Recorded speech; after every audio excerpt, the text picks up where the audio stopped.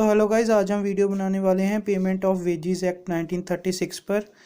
तो गाइज़, जैसे जैसे इंडस्ट्रीज़ ग्रो कर रही थी इंडिया में, वैसे वैसे ही उसके साथ पेमेंट ऑफ वेजेस की प्रॉब्लम्स आ रही थी।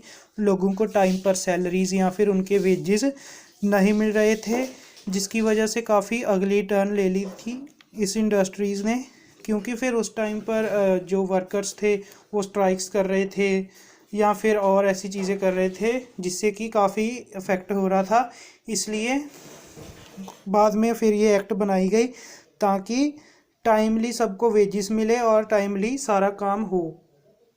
अब हम बात करेंगे ऑब्जेक्टिव्स ऑफ द एक्ट के। ठीक है, इसके ऑब्जेक्टिव क्या थे मेनली? तो ये पास की गई थी कि इसलिए ताकि पेमेंट ऑफ वेजेस जो है वो टाइम पर हो सके। ठीक है, सेकंड था it is essential to meet for the benefit of industrial employees who are not getting very high wages. ठीक है, जिनको ज़्यादा हाई नहीं वेजेस मिल रहे थे उनके बेनिफिट के लिए भी थी ये एक्ट।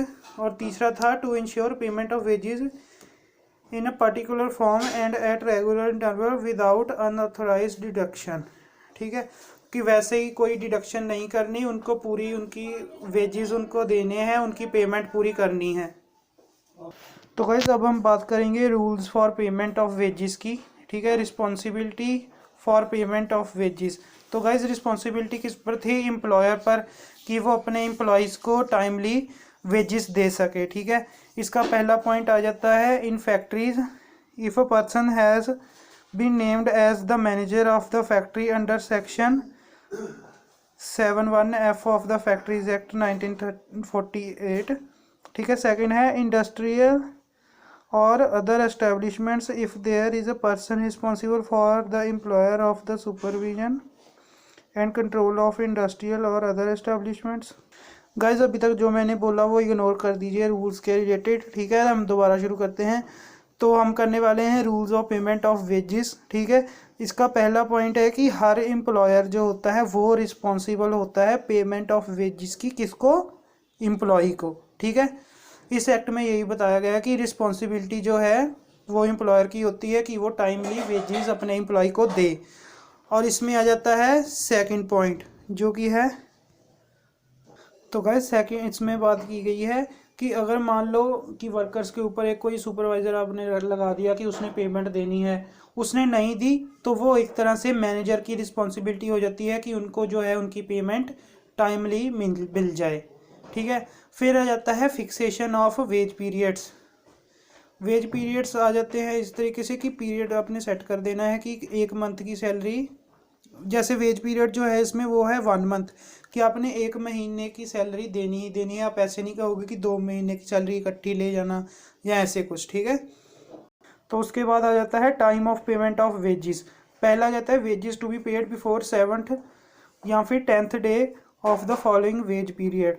तो गाइज, अगर आपकी फैक्ट्री में 1000 लोगों से कम लोग काम कर रहे हैं तो ये आपकी रिस्पॉन्सिबिलिटी है कि 7वें दिन से पहले पहले आप उनको वेजेस दे दें उनके मंथली। जैसे कि 1 मंथ उन्होंने काम किया तो नेक्स्ट मंथ की 7th वीक से पहले पहले ही आपने उनको उनके वेजेस दे देने हैं। और अगर आपके अंडर काम करने वाले बंदे 1000 से ज़्यादा हैं तो आपने 10th डेट आपको मिलेगी, 10 डेज़ की एक्सटेंशन मिलेगी, जिसमें कि आपको उनके वेजेस पूरे देने पड़ेंगे। फिर आ जाता है सेकंड इसमें in case of termination of employment. तो गाइस, इसमें बात की गई है कि अगर आप अपने किसी एम्प्लॉय को टर्मिनेट कर देते हो, निकाल देते हो, तो फिर उसके अगला दिन ख़त्म होने से पहले आपको उसकी पूरी पेमेंट करनी पड़ेगी। तो गाइस, कई केस होते हैं। तीसरा हम करेंगे एग्जम्पशन। तो इसमें कई केस होते हैं, जैसे कि आप कोई भी केस हो सकता है जिसकी वजह से वो बोल सके कि ठीक है आपको इनको वेजेस देने की कोई ज़रूरत नहीं। मान लीजिए उसने कोई फ्रॉड कर दिया है या कोई ऐसी चीज़ कर दी है, तो उसमें फिर उसको हम वेजेस वगैरह नहीं देंगे। फोर्थ आ जाएगा wages to be paid on a working day. तो इसमें बात की गई है कि सारे जो पेमेंट है या वेजेस हैं वो अपने वर्किंग डे को ही देने हैं उनको। फिर आ जाता है medium of payment of wages, कि कौन से मीडियम से आपने पे करना है, कॉइन में करना है या करेंसी नोट्स में करना है। तो इसमें बात की गई है कि जो वेजेस हैं वो हमने पे करने हैं कॉइन्स में या फिर करेंसी नोट्स में या फिर दोनों में आप कर सकते हो। ठीक है, फिर आ जाता है however the employer may after obtaining the written authorisation of the employed person pay him the wages either by cheque or by credit. तो गाइस पहली बात तो ये कि आपने या तो कॉइन्स में देना है या फिर उसको नोट देने हैं, करेंसी नोट्स, ठीक है। अगर आप वो बंदा बोलता है कि ठीक है आप चेक दे दो, तो आप चेक दे सकते हैं उससे पूछकर। फिर आ जाता है, बस यही थे 4 पॉइंट्स।